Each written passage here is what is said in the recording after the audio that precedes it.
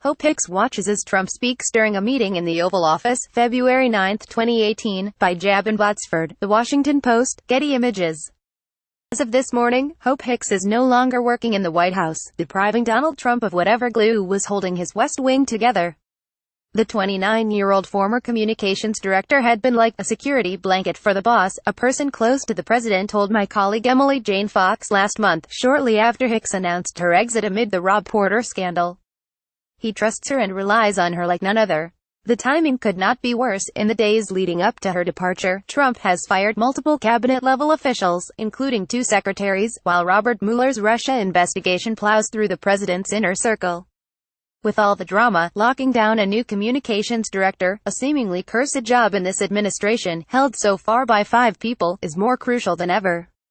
Senior advisor Kellyanne Conway, who is holding the job in the interim, is not expected to permanently take the position, but is befitting the Trump administration. The job search cannot help but be flecked with backstabbing.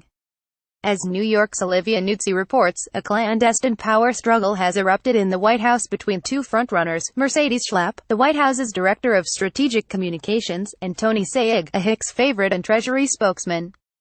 Though the 2 boast dueling qualifications, Schlapp holds the job Hicks had before she was promoted, while Sayegh was behind the rollout of the tax reform PR push. The real war is apparently being fought in the media, where Sayegh was recently described as a terrible bully and an over-delegator by rival sources in the West Wing. Other officials and Washington types, meanwhile, have accused Schlapp of using her position to financially benefit Cove Strategies, the communications firm run by her and her husband, lobbyist and American Conservative Union Chairman Matt Schlapp, who runs CPAC.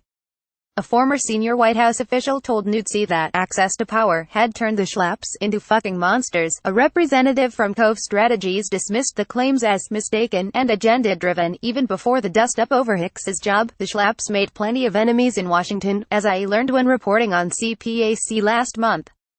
I think she's the perfect example of people being given opportunities in this administration because others more qualified are shunning White House gigs, a former employee of the annual conservative conference told me, reflecting on the lucrative nexus between CPAC, its corporate sponsors, and Matt Schlapp's communications firm.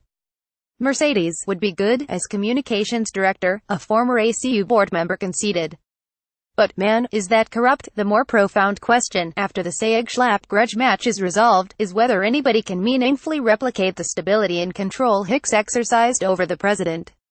Hicks, who held the job for 5 months, was practically a career civil servant compared to her predecessor, Anthony Scaramucci. Trump, of course, has always served as his own communications director, believing himself to be his own best spokesperson.